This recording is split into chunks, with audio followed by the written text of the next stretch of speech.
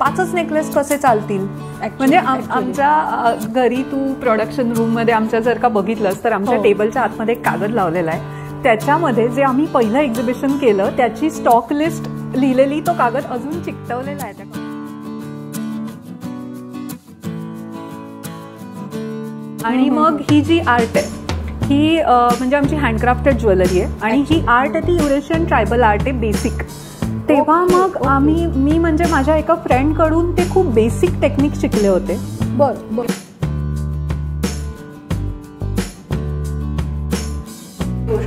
Cells खूप तशी सोपी गोष्ट आहे. म्हणजे 65 कोटी बायका आहेत ना भारतात, अंदाजे 65 ते 70 कोटी. आपल्या पुणे जिल्ह्याची लोकसंख्या 70 लाख आहे, त्याच्यात 32 लाख लेडीज आहेत. 32 लाख लेडीज, त्याच्यातल्या 2 लाख लेडीजना तुम्ही 100 रुपयाची गोष्ट विकली, सेल कितीचा आहे विचार करा जरा.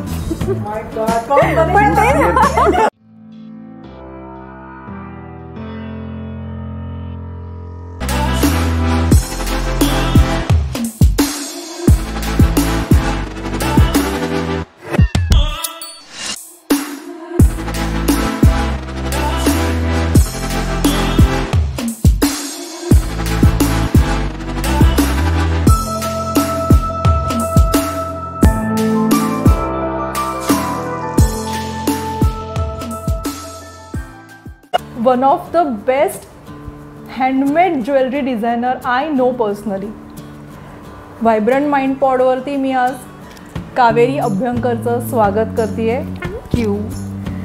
आणि आज आमच्या दोघींच्या अशा मस्त गप्पा रंगणार आहेत, कारण हँडमेड आर्टिस्ट हा आमचा अगदी एक कॉमन असा घट्ट धागा आहे असं म्हणूया. हँडमेड गोष्टी करणं, त्या प्रेझेंट करणं, त्यांचे फोटो काढणं, त्यांचं सोशल मीडिया मार्केटिंग करणं, एक्झिबिशन्स करणं, असं अनेक गोष्टी आज आम्ही बोलणार आहोत. त्याचबरोबर एक सरप्राईज एलिमेंट असेल. जर तुम्हाला बिझनेस पॅशन टू प्रोफेशन न्यायचं आहे आणि मग तो प्रॉफिटेबल करायचा असेल तर एक स्पेशल व्यक्ती आहे जे आपल्याला खूप मस्त त्यांचे इन्साइट्स शेअर करणार आहे. तो स्टे ट्यून. कावेरी, तुझ्याकडून मी बरेच शॉपिंग केलेलं आहे असं म्हणण्यापेक्षा थीमॅटिक म्हणजे माझ्या थीम बेस मी तुझे कलेक्शन्स बघत असते आणि घेत असते. बकुळ घेतलेला आहे, प्राजक्त घेऊन झालेला आहे. तर हे हँडमेड बिझनेसकडे म्हणजे तू कशी काय आलीस? हँडमेड किंवा बिझनेसकडे येण्यासाठी ना कुठेतरी ते रक्तात कधीतरी असतं. म्हणजे by education, being in a medical profession जरी मी असेन तरी पण आई बाबामुळे आर्ट ही रक्तात होती किंवा आर्टची आवड असणं. म्हणजे मी लहानपणापासून आई बरोबर इतकं काही आर्ट रिलेटेड केलंय की बहुतेक ते वळणाचं पाणी वळणालाच जातं असं म्हणतात ना, तसं मे बी झालं असेल. माझं radiographer, MRI is my specialization. माझं पोस्ट ग्रॅज्युएशन पुण्यातूनच झालं बायोमेडिकल टेक्निक्समध्ये. आणि मग as a MRI technologist as a profession मी काही मोठी हॉस्पिटल्स आणि डायग्नॉस्टिक सेंटरमध्ये काम केलेलं आहे ॲज अ रेडिओग्राफर. पण मग हा स्पार्क म्हणजे हे चेंज कसं झालं? ॲक्च्युली आर्ट जसं मी म्हटलं तुला, लहानपणापासून काही ना काही पणत्या करणं किंवा इवन लोकरीचं, रांगोळी, मेहंदी हे सगळं करतच होते मी. पण त्याच्यानंतर मोत्याचे दागिने करून म्हणजे अक्षरशः चिंचपेटी, बांगड्या, पुडी हे सगळं पण आई बरोबर मी बिझनेस करत होते जेव्हा दापोलीत होते. आणि मग इथे येऊन जेव्हा प्रोफेशनल लाईफ सुरू झालं, मेडिकल प्रोफेशन, तेव्हा पण असं आतमध्ये कुठेतरी अरे नाही, आपण काहीतरी चुकतोय पेक्षा आपण कशापासून तरी दूर जातोय. So we have to start it again, असा तो एक स्पार्क होता. आणि मग ही जी आर्ट आहे ही म्हणजे आमची हँडक्राफ्टेड ज्वेलरी आहे आणि ही आर्ट आहे ती युरेशियन ट्रायबल आर्ट आहे बेसिक. तेव्हा मग मी म्हणजे माझ्या एका फ्रेंड कडून ते खूप बेसिक टेक्निक शिकले होते. आणि मग करून बघायला लागले, असं हे करूया का, ते करूया का.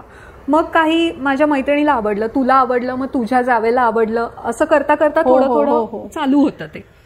पण मग तो जो स्पार्क आहे तो, माझा मुलगा लहान होता तेव्हा, ही इज 2.5, आणि मग त्याच्या प्रीस्कूलमध्ये एक फनफेअर असणार होतं. तर मग कौस्तुभला म्हटलं करूया का, हे दागिने ठेवून बघूया. And then that started. Oh my god, हे भारी आहे बरं का. म्हणजे करून बघूया म्हणता म्हणता आज एवढा मोठा फ्लोरेन्स नावाचा ब्रँड झालाय. फ्लोरेन्सची गंमत म्हणजे फ्लोरेन्स नाव, आता ऍक्च्युली ते फ्लोरेन्स हे नाव आहे ते कौस्तुभला सुचलेलं आहे. ओके. ते फ्लोरेन्स ही आर्टची राजधानी म्हणजे शहर जे आहे जिथून आर्ट जनरेट होते. बरं. तर तिथून मग हे असं विचार करत होतो आम्ही आणि मग त्याला आम्ही एक हे जोडलं की tagline bead it your way. So this is Florence bead it your way. Why? So bead it your way is you tell us what you exactly want. Okay. That level of customization. Jewellery business करणं ही एक कला तर आहेच आहे, पण त्याचबरोबर तू त्या बिझनेसला एक छान प्रोफेशन मध्ये पण मस्त मोल्ड केलेलं आहेस. मग त्यासाठी तू काय काय एफर्ट्स केले, किंवा आता मटेरियल आणणं असेल किंवा ह्या ज्या गोष्टी असतात आणि त्या प्रमाणामध्ये ते करणं असेल. बरेचदा आपण हँडमेड आणि हँडक्राफ्टेड ह्याच्यामध्ये आपण खूप कन्फ्युजन करतो. I guess that is one of the actually आता हे बघ, हा जो नेकलेस आहे ना, येस, आता ह्याचा प्रत्येक मणी आता हे बघ, हे जे हँडक्राफ्टेड आणि हँडमेड, तर ते आता हा बेस त्याच्यावरचं काम आणि हा जो मणी केलेला आहे तो सगळं हँडमेड आहे. या मण्यावर माझे फिंगरप्रिंट्स दिसतील इतकं ते हँडमेड आहे. कमाल. म्हणजे आजकाल असा थोडा ट्रेंड झाला ना की बाहेरनं मणी आणायचे, पेंडंट आणायचं, ते ओवायचं आणि त्याला हँडमेड म्हणून प्रमोट करायचं. सो हँडक्राफ्टेड आणि hand assembled, that is something different. आणि हे आम्ही म्हणजे आम्ही स्वतः नाही, आम्हाला एका मोठ्या ऑफिसर्स जे खादी ग्रामोद्योग आणि या लेवलचे ऑफिसर, त्यांनी सांगितलं होतं राईट की हे हँडमेड नाही, जे इमिटेशन ज्वेलरी क्लास जो असतो की जे ओवलेलं असतं, बाहेरून आणून अटॅच केलेलं असतं, that is hand assembled. Handmade handcrafted is something different with the something different norms. This is I opener. हे मला फार आवडलं की आपल्यासारखं दुसऱ्यांच्या गळ्यात नाही दिसणार. एक्झॅक्टली. हा एक खूप मोठा बेनिफिट आहे, आपण असं म्हणायला हरकत नाही. तुझी क्रिएटिव्ह प्रोसेस तू आता थोडी एक्सप्लेन करत होतीस, पण स्टील मला अजून थोडं जाणून घ्यायला आवडेल कावेरी, की मटेरियल आणणं किंवा त्याचं मार्केट, हे सगळी प्रोसेस तुझी कशी आहे? हे कसं आहे, हे जर्मन विनाईल मटेरियल आहे. तर जेव्हा आम्ही ते ॲज अ रॅन्डम, जसं मी मगाशी तुला म्हटलं, घरच्या पुरतं करत होतो, पण त्याच्यानंतर जेव्हा तुम्ही एका प्रोफेशनल स्टेपकडे जाता तेव्हा मेन असतं की सप्लाय चेन्स तुमच्या. तर त्या म्हणजे ह्याच्यात मेन रोल कौस्तुभचा आहे जास्त, कारण being a technical person, being in engineering field, त्याला असं ते सगळं त्याच वेळी तसंच आणि तेवढंच असं हे लागतं. त्यामुळे त्या ज्या सप्लाय चेन्स डेव्हलप करणं आहे, बराचसा माल आमचा बाहेरच्या देशातून येतो, रॉ मटेरियल. त्यामुळे त्या 11पेक्षा जास्त सप्लाय चेन्स डेव्हलप करणं किंवा ते सगळं केल्यानंतर मग एक असं झालं की मी काय करायचे, मी एखादा सुंदर नेकलेस करायचे आणि मग बघ किती छान झालाय ना, आता ह्या एक्झिबिशनला हा ठेवू. त्याचा अप्रिसिएशन पेक्षा त्याचा पुढचा प्रश्न असायचा, हा एकच केलायस तू, एक्झिबिशन 3 दिवस असेल, पहिल्या दिवशी सकाळी हा सोल्ड आउट झाला तर पुढचे 3 दिवस तुझ्याकडे काय आहे? हा सुंदर झालाय तर त्याच्या 25 कॉपीज तुझ्याकडे हव्यात. वाव. मग हे जे प्रोडक्शन लिमिट स्वतःला एक्सटेंड करणं आहे की असं कसं होईल, 5च नेकलेस कसे चालतील? म्हणजे आमच्या घरी तू प्रोडक्शन रूम मध्ये आमच्या जर का बघितलंस तर आमच्या टेबलच्या आतमध्ये एक कागद लावलेला आहे, त्याच्यामध्ये जे आम्ही पहिलं एक्झिबिशन केलं त्याची स्टॉक लिस्ट लिहिलेली तो कागद अजून चिकटवलेला आहे त्या आणि आता अशा लेवलला आम्ही येतोय की एक त्यातलं छोटं ब्रेसलेट, त्याचं त्या रंगाचा पॅटर्न आमच्याकडे तेवढ्या अमाऊंटचा कलेक्शन मध्ये लागतो. हो, येस येस येस. छोटं ब्रेसलेट सुरुवातीच्या टोटल बिझनेसच्या ह्याच्यामध्ये आता तुम्ही एका छोट्या ह्याच्या इथपर्यंत आलाय, क्वालिटी लागते, तेवढी क्वांटिटी, त्या मल्टिपल फोल्ड्स मध्ये तुम्ही असं मला कावेरी तुला म्हणजे एक इनसाइड युअर हार्ट म्हण किंवा इनसाइड युअर आर्ट असं म्हणूया, काय काय शिकत गेलीस? कारण एक आपला शिक्षण असतं, आपली एक प्रोफेशनल एक बॅकग्राऊंड असते आणि तिथे ते बाजूला राहतं आणि आपण ऍक्च्युअल करिअर परस्यू वेगळंच फील्डमध्ये करतो. मग ह्यामध्ये तुझा काय काय, तुला स्वतःमध्ये काय काय बदल घडवा? सगळ्यात पहिलं मी शिकले पेशन्स. मग मी शिकले डोक्यावर बर्फ ठेवणे. ओ रिलेटेबल, म्हणजे I can't agree more than. अरे सिरियसली, म्हणजे फ्रँकली मी सुद्धा एक्झिबिशन्स केले. नाव हँडमेड आर्ट असते, हँडक्राफ्ट बेसिकली आता आम्ही जे म्हणतो आहोत हँडक्राफ्ट, त्याच्यामध्ये ती जी आर्ट असते ना, that flows to us. It is not की मी ती आर्ट परस्यू करते, it's not like that. Art असेल किंवा एखादी आयडिया असते ना, they choose the person and then that art flows to our mind, our hearts and our hands. आणि being in a like law of attraction Yes, yes. ते follow करते मी, म्हणजे प्रयत्न तरी करते द सिक्रेटच्या टर्म्स फॉलो करण्याचा. तर जेव्हा तुम्ही त्याबद्दल ग्रॅटिट्यूड युनिव्हर्सला देता तेच तुमच्याकडे परत it comes back to you. Yes, every time. बरोबर. मला एक असं छान एक प्रश्न आहे की मी तो प्रत्येक गेस्टला विचारते आणि प्रत्येक गेस्टचं उत्तरही ठरलेलं असतं, पण ओके, की फॅमिली सपोर्ट कसा आहे? सी, प्रचंड आहे. म्हणजे असं म्हणजे सगळे म्हणतात म्हणून असं नाही. ऑफकोर्स त्याच्यामध्ये काही फ्लॉज असतात जे तुम्हालाही हँडल करायला लागतात. तुम्ही तुमच्या फॅमिलीला बाबा तर होतेच, कारण आर्ट हे कॉमनच होतं, त्यांच्याकडून माझ्याकडे आलंय. पण जेव्हा मी कौस्तुभ आणि मी ठरवलं की नाही, मी आता 2-3 महिन्यात, कारण याचा रिस्पॉन्स एवढा छान यायला लागला की मला जॉब म्हणजे आता नाही करायचंय हे असं. पण तेव्हा मग मी सुरुवात केला, तो ही वॉज ओके की हा कर, मी पण आता येतो ह्याच्यामध्ये. आणि मग त्याच्यानंतर सासूबाई की असं नाही की आता ही काय जॉब सोडून बसली वगैरे, त्या आत्ताही आमचं Florence in laws as well as your husband. Yes.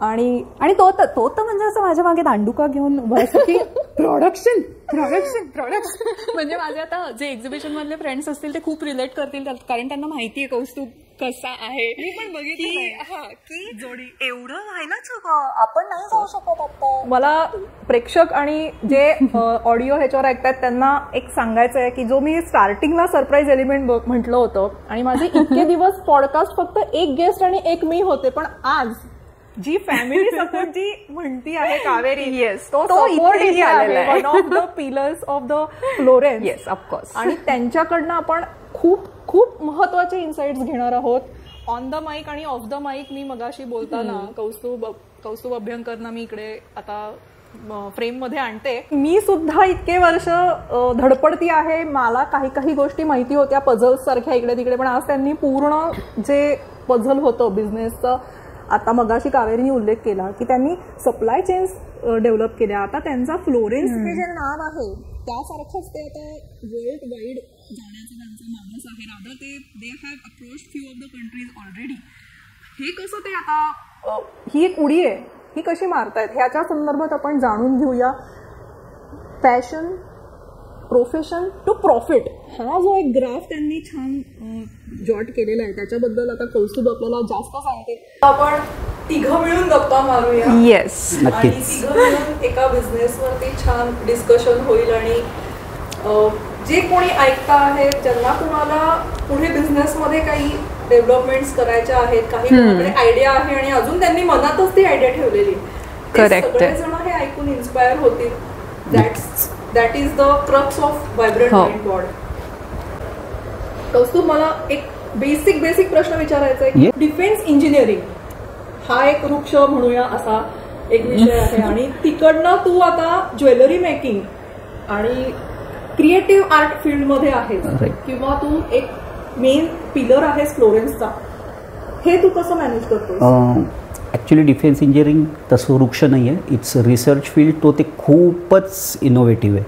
So innovation इंजिनियरच्या अंगामध्येच असतं. आता घरामध्ये कधीही बिझनेस किंवा हा शब्दच नसतो, साधारणतः मराठी कुटुंबाच्या. मोठं शिका, मोठी पॅकेज घ्या, पैसे कमवा, मजा करा, तशीच चालू होती, काही हे नव्हतं. पण अचानक ही बिझनेसमध्ये गेल्यावर कळलं की यार ओके ती जाते आहे. मग मी इंटरव्ह्यू दिला तिच्याकडे. मी फ्लोरेन्सचा 3रा एम्प्लॉई आहे. म्हणजे आमच्याकडे काम करणारी जी होती ती तिला आधी जॉईन झाली आणि मग मी जॉईन झाले. मी आणि जॉईन ह्याच्यासाठी झालो की तिच्याकडे कला होती, पण खूप सारे टेक्निकल आस्पेक्ट्स आहेत जे बिझनेसमध्ये बघायला लागतात, जसे की तुमचं सप्लाय चेन्स आहे. आता हे जे मटेरियलनी इनिशियली तिने चालू केलं ते खूप कॉस्टली होतं. सो माझे UDCTतले जे केमिकल इंजिनियर फ्रेंड्स होते त्यांना कॉन्टॅक्ट केलं, त्याची सबस्टिट्यूट शोधली, मॉलिक्युलर सबस्टिट्यूट एकदम बेसिक लेवलवर. मग ती जगात स्वस्त कुठे मिळतात हे सर्च करून ते सगळं एस्टॅब्लिश झाल्यानंतर डिझायनिंग पुढे नेलं. जेव्हा तुम्ही एखादं कच्चा माल 100 रुपयाचा वापरता आणि तुम्ही तो 150ला विकता, तुम्ही ती 150ची विकण्याची जी किंमत आहे ना ती लगेच बदलू नाही शकत. त्यापेक्षा तुम्ही ती 100 रुपयाची किंमत जर 50वर आणली तर तुमचा 100 रुपयाचा प्रॉफिट वाढतो. तुम्ही बेसिक लेवलला जितकं काम कराल ना तसंच आमचं पहिले वेस्टेज 11% होतं, म्हणजे पूर्ण बनवल्यानंतर 11% वाया जायचं. त्या वाया जाणाऱ्या मटेरियलमधनं आम्ही ज्वेलरी तयार केली आणि ती सगळ्यात जास्त कमवून देते. म्हणजे त्याची जी प्रॉफिट रेंज आहे जे सिरीज आहेत अशा, आता आमचं फक्त 0.3 वेस्टेज आहे. ह्याच्यासाठी आणि मग ह्याच्यात खूप साऱ्या टेक्निकल गोष्टी आणणं माझं काम असतं. आणि देवाच्या कृपेने आम्ही दोघंही आर्टिस्ट आहे. बेसिकली आम्ही दोघंही गिटारिस्ट आहे. सो आर्ट आहेच, त्यामुळे मलाही ते बनवता येतं. आणि जेव्हा मला कळलं बनवता येतंय मला, I am in defence engineering. So वेगवेगळ्या देशांचे डिफेन्स मॅन्युफॅक्चरिंग प्रोसेसचा आमचा अभ्यास असतो. सो अमेरिकेत कसं असतं की एकच लॉकहीड मार्टिन कंपनी आहे, ती एकच फायटर प्लेन बनवते. बट रशियामध्ये वेगळी मेथड आहे. त्यांच्यामध्ये इंटरनली कुठलेही प्रॉडक्ट बनवण्यासाठी 2 कंपन्यांना कॉन्ट्रॅक्ट दिलं जातं, सरकारी कंपन्यांना. म्हणजे मिग पण बनतं आणि सुखई पण बनतं, आणि त्यांच्यात इंटरनल कॉम्पिटिशन असतं. आणि त्यामुळे येणारं आउटपुट जे असतं ते अत्यंत उच्च क्वालिटीचं असतं. सो मी ठरवलं की मी हिलाच कॉम्पिटिशन देतो इंटरनली. मी नेकलेस बनवून तो मार्केटमध्ये सक्सेस झालं की आर्टिस्टचा इगो दुखवायचा, बघ आय एम सक्सेसफुल. किंवा आता आमच्यातच हे असतं की बघ माझं डिझाईन चूज केलंय त्यांनी, माझं डिझाईन.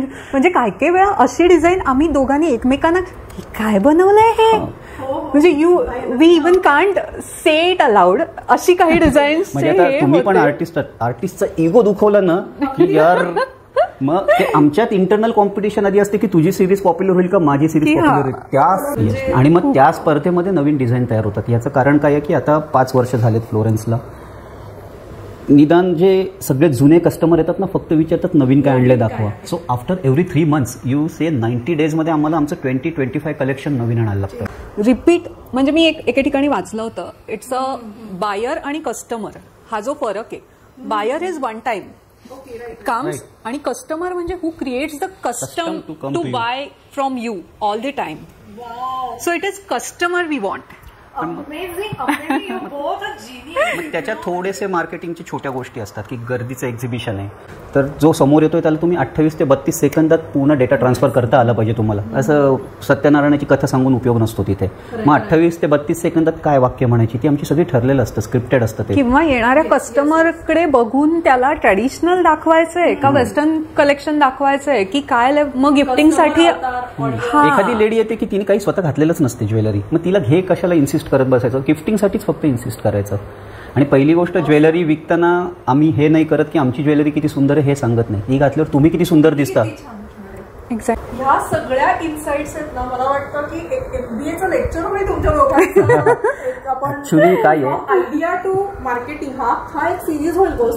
MBA भारतात जे शिकवलं जातं ना ते कम्प्लीट कॅथलिक बेस शिकवलं जातं. सगळे फॉरेन ऑथर्सची बुक्स असतात आणि the profit is the only end result असं शिकवलं जातं.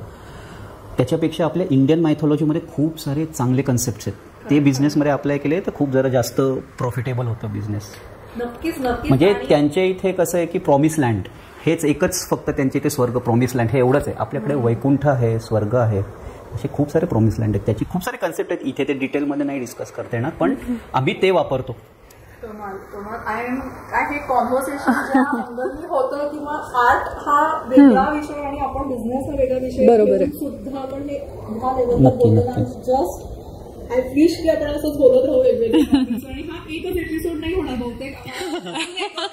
फक्त बरोबर. नक्की. Defence engineering and art how they are innovative. Actually कसं आहे की आपण मोठमोठ्या उद्योगपतींना फॉलो करतो, मोठमोठ्या उद्योगपतींना फॉलो करावं, त्यांचं ऐकावं. पण ऍक्च्युली ते आत्ता काय करतात हे फॉलो करण्याची गरज नाहीये, कारण ते हजारो लाखो करोडच्या लेवलवर खेळतात. इनिशियली उद्योग चालू करताना त्यांनी जे केलंय ते फॉलो करावं. आपण 5 वर्षाचे, आपण उद्योजक नाही होत. लोक सांगतात मी उद्योजक आहे, हे आहे ते. उद्योजक नाही, आपण व्यावसायिकही नाहीये, आपण खूप सूक्ष्म लघु व्यावसायिक आहे.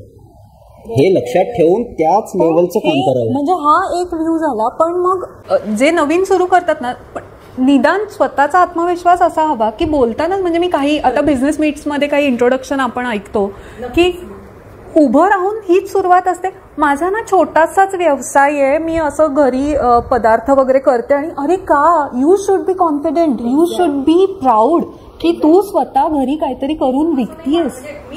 कितीतरी एक्झिबिशन्स मधनं लोकांना भेटलेली आहे, खूप व्यवसाय उभे राहिलेले आणि खरंय. Again they have switch back to their some other things किंवा माइंडसेट खचूनच गेलेली लोक पाहिजे. म्हणजे लेडीज बद्दल फोकस होईल. आणि मला स्माईल, तो जो पहिला स्टॉलवरचा जो उत्साह आणि आजचा उत्साह कायम आहे, खरंच हे क्रेडिटेबल आहे तुमच्या दोघांना. ऍक्च्युली म्हणजे असं एक्झिबिशन मध्ये पण ना, म्हणजे काही लोक असं आमचा सेल नाही झाला किंवा काय, तुम्ही जर का समोरचा कस्टमर आल्यावर तुम्ही बसून आहात किंवा मोबाईलमध्ये बघताय तर you don't have right to say this sentence. त्याने नको ना घेऊ देत, तुम्ही सांगा. म्हणजे रॉजर फेडररचा एक इंटरव्ह्यू होता, त्यात त्यांनी सांगितलं की त्यांनी 1586 सिंगल्स मॅचेस खेळले जीवनात त्याच्या 1586. आउट ऑफ दॅट त्यांनी जवळपास 86% जिंकलाय तो. आणि त्याच्यानंतर त्यांनी सांगितलं, डू यू नो की मी पॉईंट्स किती जिंकलोय खेळलेलो?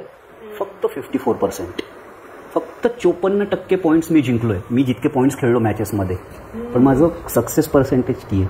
म्हणून प्रत्येक पॉईंट हा जिंकाच्या पद्धतीने खेळला तर प्रत्येक पॉईंट तुम्ही जिंकणार नाही आहेत, पण एंड रिझल्ट जो येईल ना, तो जर तुमचा जास्त पॉईंट तुम्ही जिंकताय 50%पेक्षा, तर तो एंड पॉईंट तुमचा सक्सेसमध्येच जाणार आहे.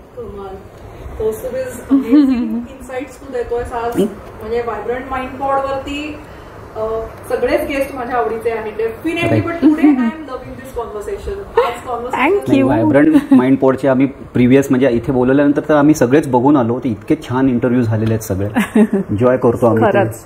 कारण तो फ्लो खूप छान आहे, म्हणजे असं स्क्रिप्टेड नाहीये. म्हणजे आत्ताही मी ऑडियन्सला पण नीट सांगू शकते की मला यातलं कुठलंही क्वेश्चनर कालपर्यंत मिळालेलं नाही. No paper in our hand.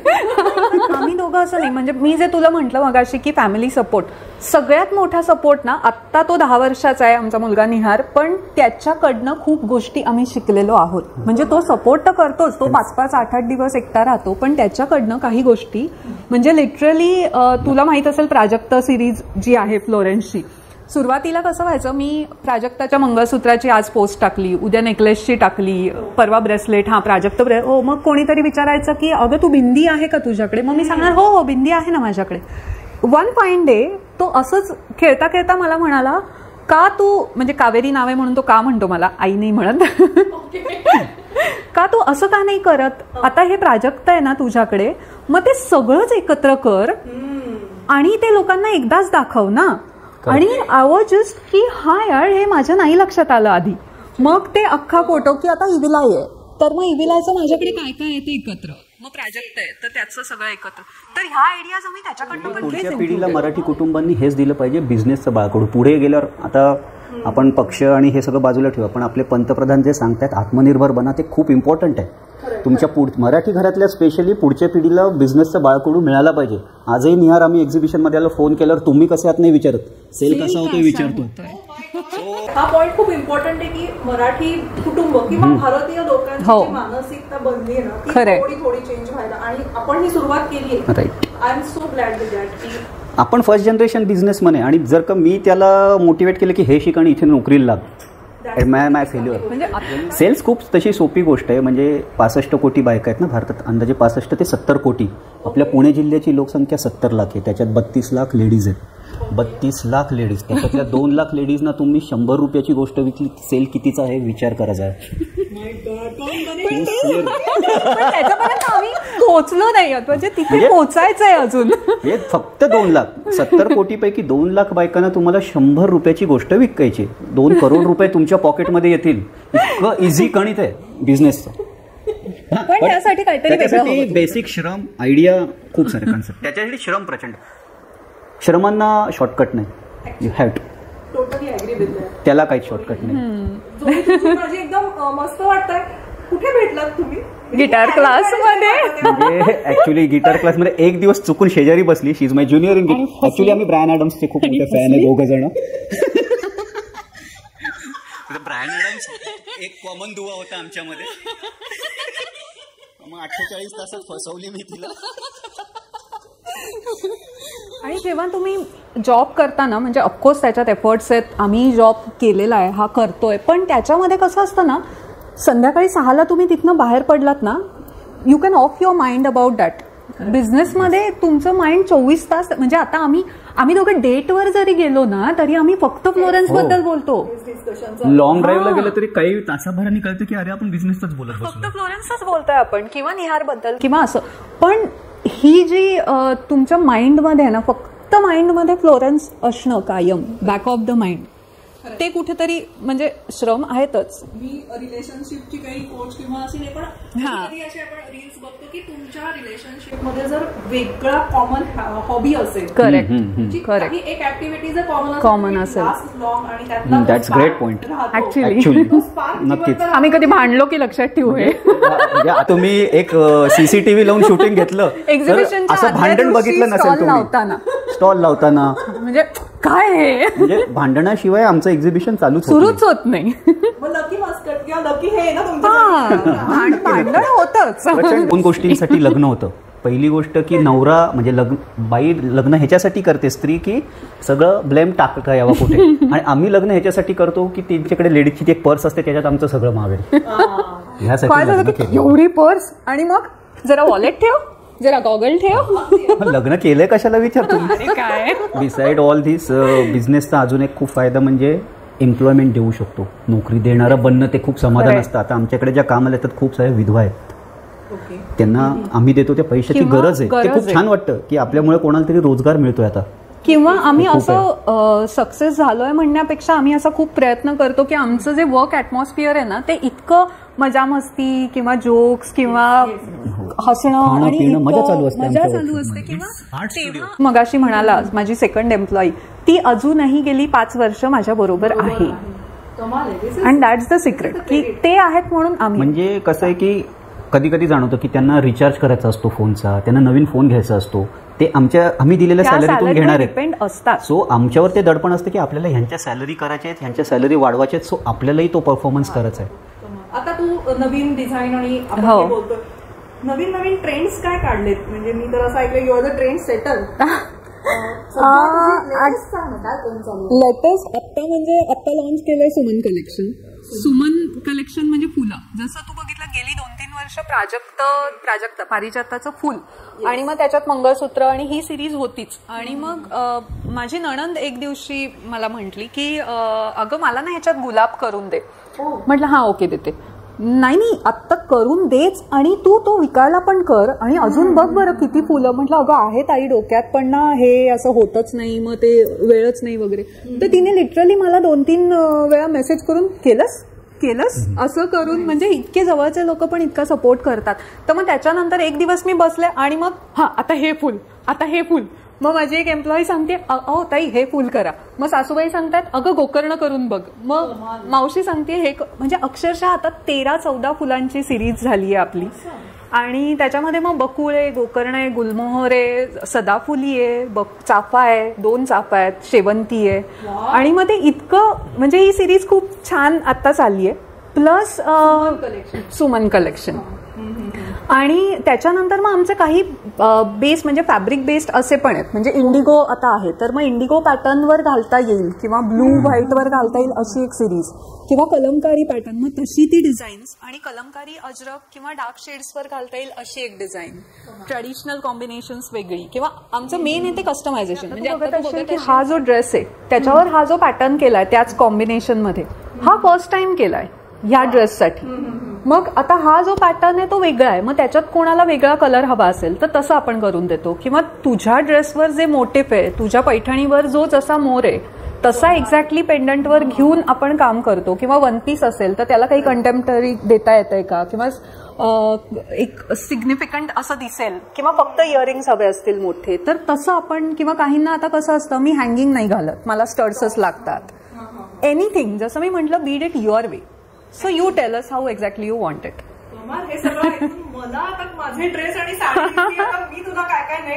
म्हणजे लिटरली कसिनो थीमची पार्टी होती एका फ्रेंड्सच्या ग्रुपची, आणि रेड व्हाईट कॉम्बिनेशन त्यांचं ब्लॅक रेड असं. तर त्याच्यावर आम्ही तिच्याशी डिस्कस करून पत्त्यांचे जे हे असतात किल्वर इस्पिक त्याचा पण नेकलेस डिझाईन केलेला आहे तिच्या पार्टीसाठी खास. किंवा त्या जेंट्स लॉकेटमध्ये अक्षरशः रिव्हॉल्वर असलेलं वगैरे कोणीतरी गिफ्ट, म्हणजे संजय दत्तचा फॅन आहे, टिळा पाहिजे त्याच्यावर, काही बनवून मागतात.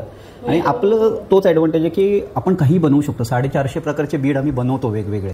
आता त्याच्यामध्ये फक्त आता ट्रेंड सेट करताना कसं करायला लागतं की कमर्शियल व्ह्यू आणि आर्टिस्ट व्ह्यू हे दोन्ही नीट मेंटेन ठेवायला लागतात. आता आम्ही जे बनवतो त्याच्याहून अत्यंत उच्च दर्जाची पेंडंट आणि आर्ट आम्ही बनवू शकतो, पण ती विकली नाही जाणार त्या किमतींना.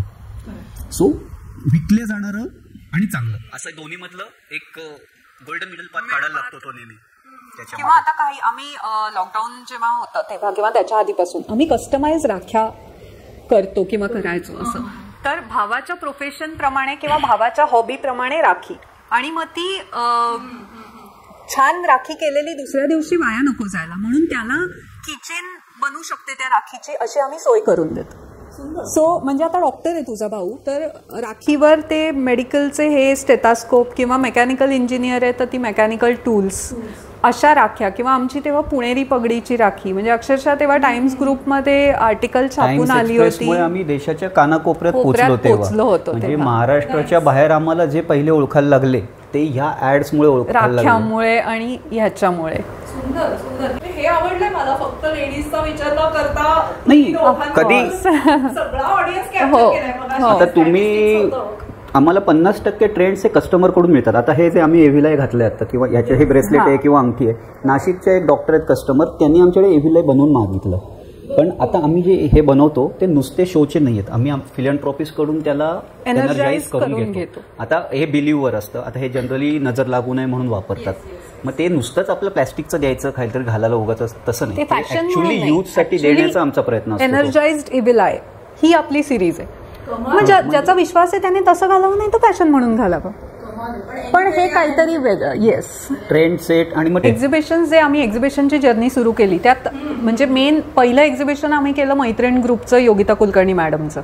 म्हणजे पहिलं प्रोफेशनल एक्झिबिशन आम्ही त्यांच्या एक्झिबिशन पासून सुरुवात केली की इतका छान सपोर्ट, म्हणजे अजूनही त्या इतका छान सपोर्ट आम्हाला करतात. आणि नंतर जे आम्ही उभे राहिलो ते म्हणजे घे भरारीनी म्हणजे ज्या लेवलला आम्हाला पोहोचवलं ते म्हणजे त्याच्या राहुल कुलकर्णी आणि नीलम एदलाबादकर यांचे नक्की मी या व्हिडिओमध्ये आभार मानेन. इथून पण आभार, इथून पण आभार की म्हणजे आता त्यांची 54च्या वर एक्झिबिशन झाली आहेत आणि त्यातली फक्त 2 आम्ही केली नाहीयेत. 50 सलग केली आम्ही. 50 सलग एक्झिबिशन्स आम्ही घे भरारी बरोबर केली. आणि अजूनही ते जे रिलेशन आहे ते खूप सारी. आता म्हणजे आम्ही वेडिंग क्लास एक्झिबिशन पण करतो, रंगोली, रिवाज, अदा. पण घे भरारीने आमच्यावर जे प्रोडक्शनसाठी दडपण तयार केलं, इतकं तयार करायला लागतं मोठ्या एक्झिबिशन मध्ये, त्याचं पूर्ण श्रेय घे किंवा तिथे पोस्टिंग करून. आणि एखादं वाक्य बोलायचं म्हटलं तरी टेन्शन, पण आज घे भरारी सारख्या प्लॅटफॉर्ममुळे 1-1 तासाचं लाईव्ह सलग त्या बायका करतायत कॉन्फिडेंटली. आणि म्हणून इथे बसलोय आज. नक्कीच. घे भरारी असेल किंवा हे पॉडकास्टचं माध्यम असेल, हो खरंय, हा माझा एक छोटा प्रयत्नच आहे. मी स्वतः हँडमेड आर्टिस्ट असल्याने एक्झिबिशन्स केलेली आहे. आय नो की लोकांच्या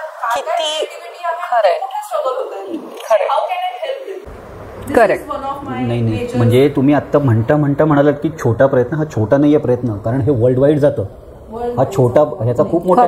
C exhibition and there it's a local thing. पण जेव्हा हे मी आता म्हणेन ना, हे एकतर वर्ल्ड वाईड जाईल आणि ते पूर्ण पुढचे 20 वर्षात तसंच राहणार आहे. तिथे कधी कुठलंही बघितलं जाईल, कधी कुठून कॉल येतो, ह्याचा फायदा खूप आहे. छोटा प्रयत्न नाही हा. नाही, खरंच हे म्हणजे इतकं छान आहे की जेव्हा तुझा फोन आला किंवा असं की आपण करूया, तेव्हा आम्हाला दोघांनाच असं इतकं छान वाटलं की येस बाबा, इतक्या मोठ्या प्लॅटफॉर्मवर आपल्याला बोलवलंय स्वतःहून.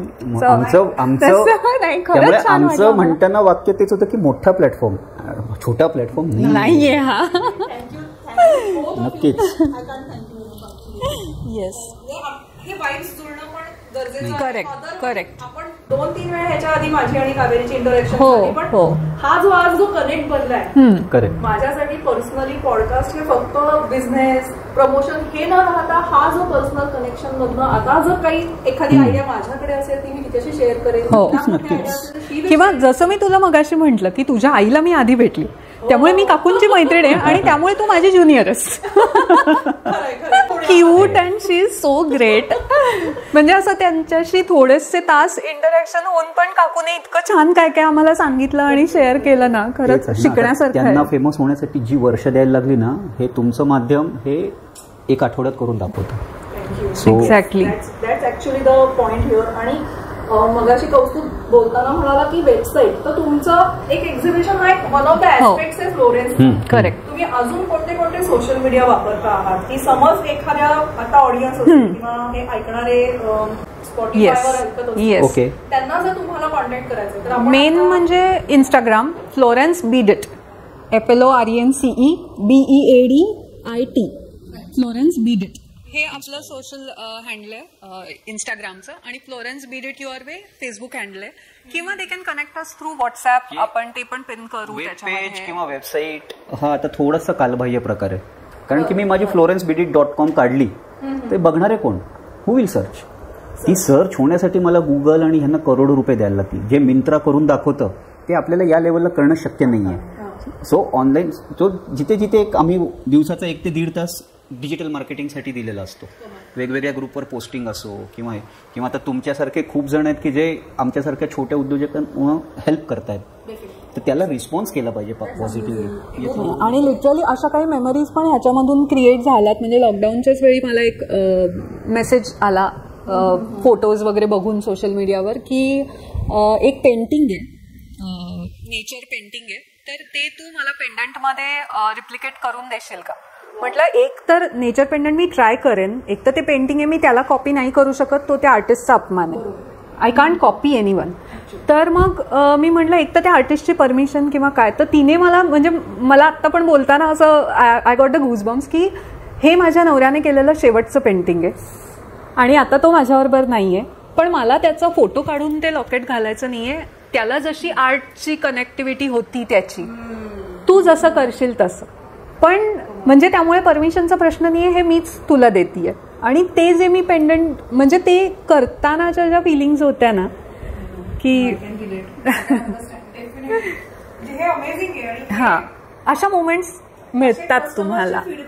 येस. अजून काही असतील ना तुझ्याकडे कस्टमर्सचे फनी मोमेंट्स असतील? फनी म्हणजे अरे इतक्या लेवलचे फनी आहेत की ते पॉडकास्टवर नाही सांगतात. म्हणजे ते त्याला आपलं UA सर्टिफिकेट लागू नाही होणार असे इतके फनी मोमेंट्स आहेत ते. Cannot imagine. म्हणजे भयानक. म्हणजे लिटरली एक ह्याने एक पेंडंट केलं आणि त्याला ते मे बी त्याला ते ट्युलिप्स करायचे होते. I don't know. It was very say 3-4 years back. म्हणजे मला ते ट्युलिप्स बनवायचे होते छान. आणि tulip is like a tulip and a straight one ना, असं असतो तो ट्युलिप. सो मी ट्युलिप केलं अँड देन अशी दांडी काढली आणि आफ्टर मेकिंग म्हणजे पूर्ण नेकलेस झाला. आर यू शुअर की हे फायनल आहे? सगळे ट्युलिप्स पम्प्स दिसत होते. नवीन ज्वेलरी मेकर्स असतील किंवा हँड क्राफ्टेड आपण बरोबर एक ऍडव्हाइस जर असेल तर ॲडवाइस. दोघांनी सांगा. ओके, ॲडवाइस असं मी नाही म्हणणार, पण मला असं सांगावं असं वाटेल की be honest and trust your heart. That's it. की तुला वाटतंय ना, मग तू ते करू शकतोस. Any time, at any age, in any circumstances, you can do it. If you think you can do it, just stick to that. Stick to your heart. That's it. Yes. आणि कलेशी ऑनेस्ट राहा. Main specially handmade artist. बाहेरून आणून जोडायचं आणि मग लोकांना सांगायचं handmade आहे, हे करू नका. त्या कारण काय, तुम्ही शॉर्ट टर्म राहाल पण लवकर आउट व्हाल बिझनेसमधनं. लॉंग टर्म राहायचं असेल तर पहिली गोष्ट, श्रमाला कुठलाही शॉर्टकट नाही आहे आणि ऑनेस्टी पाहिजे हँडमेडमध्ये करताना की येस हे मी केलं आहे. आमचे फिंगरप्रिंट्स, आमचे ह्याचे घाव त्याचे घाव दिसतील त्याच्यावर. ती ओवलेली प्रत्येक गाठ मी मारली आहे. आता जसं तुम्ही क्रोशा आर्टिस्ट आहात तर ते प्रत्येक गाठ असो, ते प्रत्येक विण मी केले. हे हवं, हा प्रामाणिकपणा स्वतःशी हवा. खूप पुढे जाणार. काही कोणी रोखू नाही शकत तुम्हाला. आता या हँडमेडवरतीच आम्हाला एक सांगू इच्छितो की आता 1-1.5 वर्षापूर्वी MSME कडून फास्टेस्ट ग्रोईंग स्टार्टअपचं अवॉर्ड मिळालं फ्लोरेन्सला. नारायण राणेंनीच दिलं. ते ही MSMEचे कॅबिनेट मिनिस्टर आहेत. सो पुणे पॅशन आयकन म्हणून एक हे झालं, ग्लिप्स आणि सकाळ मीडिया त्यांनी ते केलं होतं की कुठल्याही पॅशनमधलं तुमचं डेडिकेशन आणि हे त्यात पण नॉमिनेशन मिळालं. सो ह्या अशा काही तरी पण कसं आहे, बिझनेस इज बिझनेस. या महिन्याला 100 रुपयाचं विकलं तर पुढच्या महिन्यात 101 रुपयाचं विकायचं. पुढच्या महिन्यातही 100 रुपयाचंच विकलं तर ती नोकरी झाली, पगार झाला तो.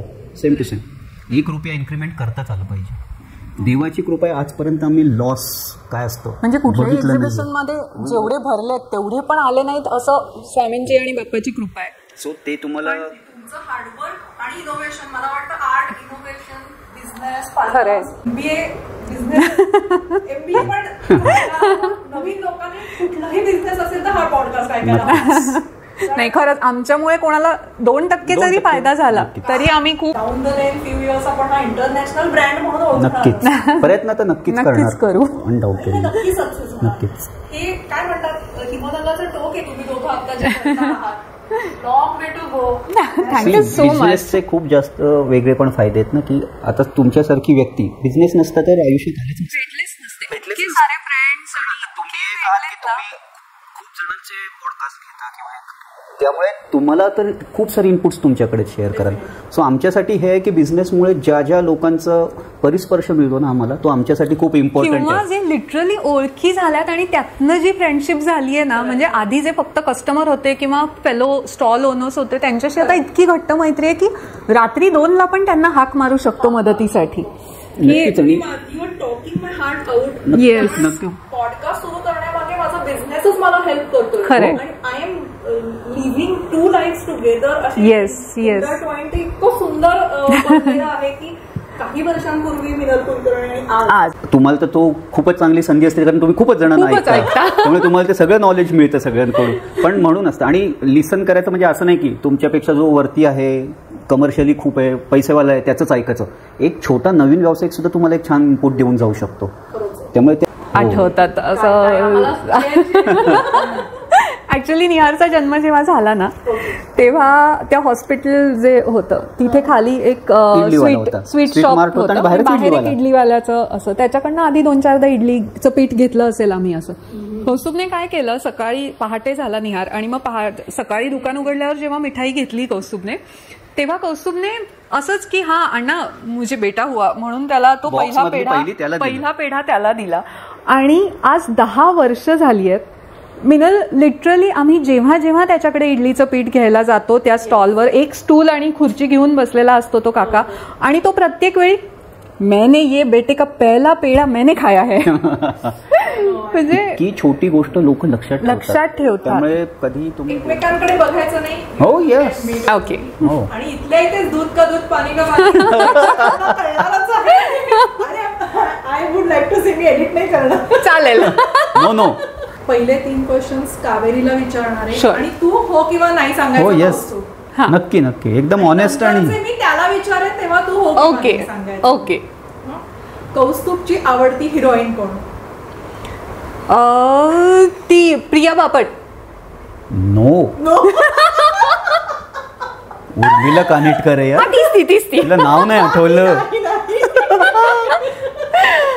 ही जळते तिच्यावर. ट्रिपला गेला आहात क्रूजवर, तू आई आणि नणंद तिघी ओके. पाण्यात पडला तर कौस्तुभ कोणाला वाचवेल?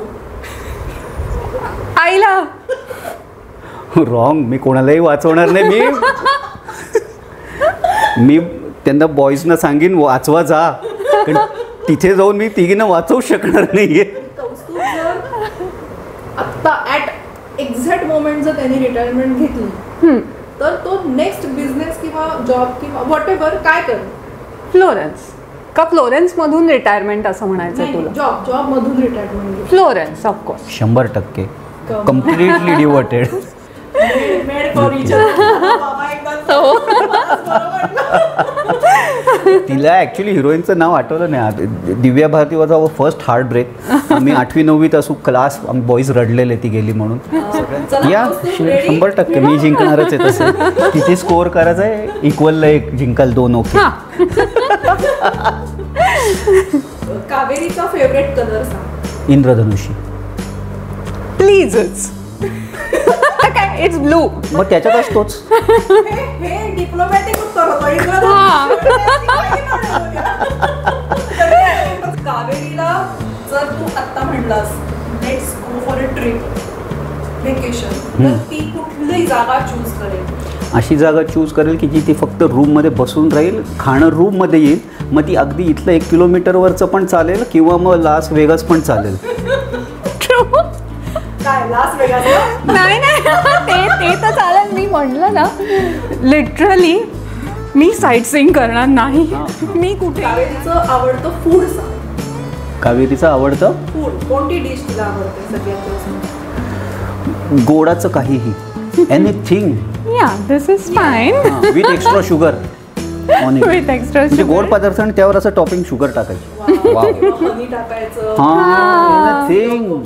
येस. कसा वाटला एपिसोड? कावेरीच्या बिझनेसच्या लिंक्स डिस्क्रिप्शनमध्ये खाली देत आहे. असेच छान इन्स्पिरेशनल, मोटिवेशनल आणि बिझनेस एंटरप्रेन्योरशिपचे व्हिडिओज बघण्यासाठी व्हायब्रंट माइंड पॉडला सबस्क्राईब करा, लाईक करा, शेअर करा. Vibrant mind pod signing off. Meenal, bye bye. Bye. Artist लोकांना आणि कधी कधी आर्टिस्ट थोडे सर्किट असतात असं म्हणतात. ते थोडं प्लीजच.